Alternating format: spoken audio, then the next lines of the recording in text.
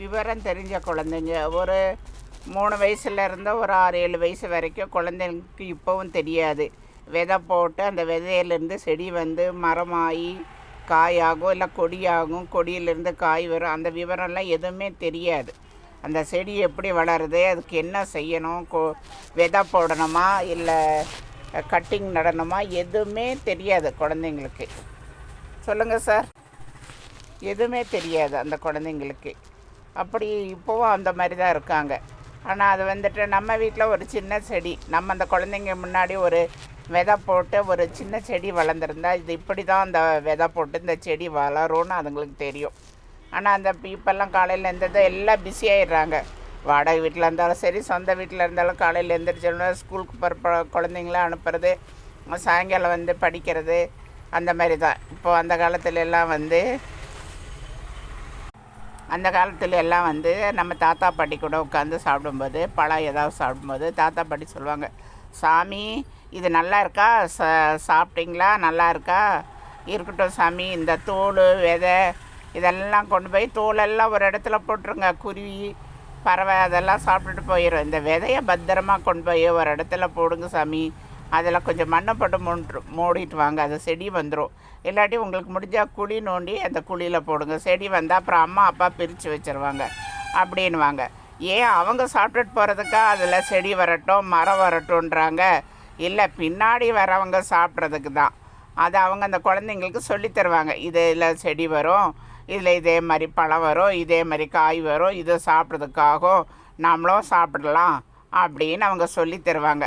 இன்னும் சிலர் சொல்லுவாங்க, வீட்டு பக்கத்தில் ஏதாவது மரம் இருந்தால் அதில் பழம் இருந்தால் அந்த மரம் தற்காலிகமாக வெட்டணும்னு ஒரு சூழ்நிலை இருந்தால் சொல்லுவாங்க, ஐயோ வேண்டாம் சாமி அதெல்லாம் வெட்டாதீங்க, நம்மளுக்கும் சாப்பிட்றதுக்காகும். அதை நம்பி நிறைய பறவைங்க இருக்குது, குரங்கு வந்து சாப்பிடும், பறவைங்க சாப்பிடும், பூச்சி அணில் அது இது எல்லாமே சாப்பிட்டுட்டு போகும்.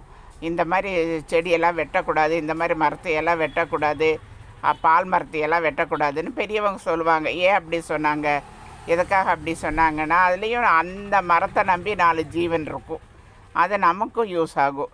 அதை வெட்டி போய் என்ன பண்ண போகிறோம் அப்படின்னு நினச்சி அவங்க சொல்லுவாங்க.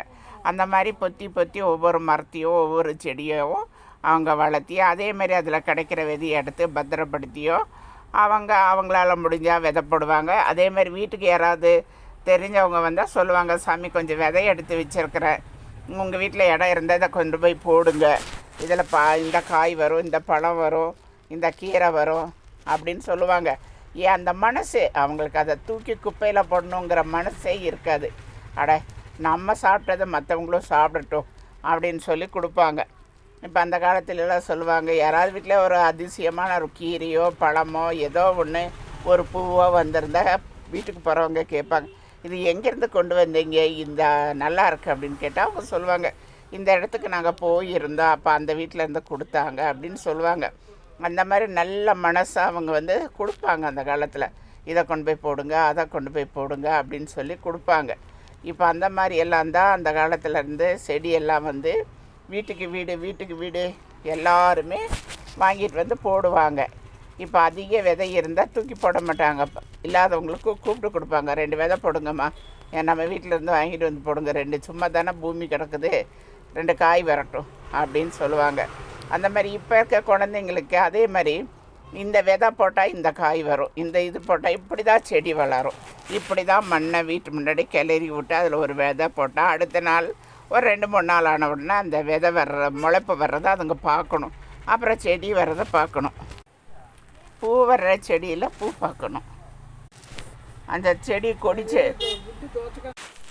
அவங்கள வச்சு விதை போட்டால் அந்த விதை முளைக்கிறது அவங்களுக்கு தெரிஞ்சால், அதுக்கு தண்ணி ஊற்றுறது தெரிஞ்சால் அதில் செடி முளைச்சி பூவோ இல்லை காய் செடியோ இல்லை கொடி செடியோ ஏதோ ஒன்று வந்து அது பழம் தந்தால் அந்த குழந்தைங்க ரொம்ப ஆசைப்படுவாங்க. காலையில் எந்திரிச்சதும் கண்ணு முழிச்சாரங்களோ இல்லையோ ஓடி வந்து ஸ்கூலுக்கு போகிறதுக்குள்ளே அதுக்கு ஒரு கிளாஸ் தண்ணி ஊற்றிட்டு அது அந்த செடி வளர அதுங்க ரொம்ப ஆசைப்படுவாங்க. ஆஹா இப்படி தான் செடி வளருதா, இதுதான் விஷயமா அப்படின்னு. அதுங்களுக்கு அந்த இன்ட்ரெஸ்ட்டும் கொஞ்சம் அது கூட சேர்ந்துக்கும். அந்த காயை பார்த்தாவோ பழத்தை பார்த்தாவோ பூவை பார்த்தாவோ ரொம்ப ஆசைப்படுவாங்க குழந்தைங்க. இப்போ நம்மெல்லாம் அப்படி தான் குழந்தையா இருக்கும்போது நம்ம வீட்டில் வந்து நிறைய செடி வகை இருக்கும்போது அம்மா அப்பா மட்டும் பார்க்கல, நாமளும் ஓடி வந்து என்ன செய்வோம், கொஞ்சம் தண்ணி எடுத்து ஊற்றுவோம். 2 பூ இருந்துச்சுன்னா அம்மா அங்கே பூ இருக்குமா அதை பிடுங்கி தலையில் வச்சு விடுமான்னு சொல்லுவோம். அந்த மாதிரி தான் குழந்தைங்களும் அந்த மாதிரி ஆசைப்படுவாங்க. அவங்களுக்கெல்லாம் இந்த ஜெர்மினேஷன் என்னன்னே தெரியாது. விதை போட்டு செடி வர்றது, கட்டிங் வச்சு செடி வர்றது, கிழங்கு வச்சு செடி, இதெல்லாம் இப்போத்த குழந்தைங்களுக்கு நிறைய பேருக்கு தெரியாது. நான் நிறைய வீட்டுகளுக்கு போயிருக்கிறேன். குழந்தைங்க சொல்லுவாங்க, அப்படின்னா என்னங்கம்மான்னு கேட்பாங்க. அவங்களுக்கெல்லாம் தெரியாது. அதை நம்ம வந்து அந்த காலத்தில் வந்து குழந்தைங்களுக்கு என்ன தெரியணுமோ அதை தெரிவிப்பாங்க. வயசானவங்கெல்லாம் சொல்லுவாங்க, இந்த விதையை சாப்பிட்டுட்டு தூக்கி கீழே போட்டுறாதீங்கம்மா, கொண்டு போய் கொஞ்சம் மண்ணை கிளறி விட்டு போட்டு வந்துடு சாமி, இல்லைன்னா சும்மா போட்டு வந்துடு, அம்மா வந்து பார்த்துக்குவாங்க, அப்பா வந்து பார்த்துக்குவாங்கன்னுவாங்க.